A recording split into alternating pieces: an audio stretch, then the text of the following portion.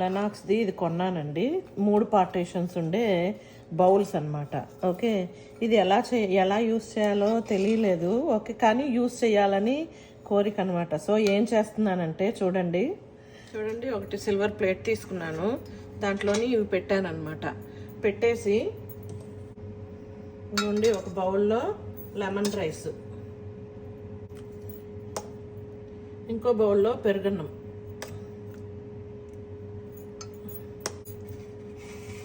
ఇంకో బౌల్లో పాయసం వేస్తున్నాను.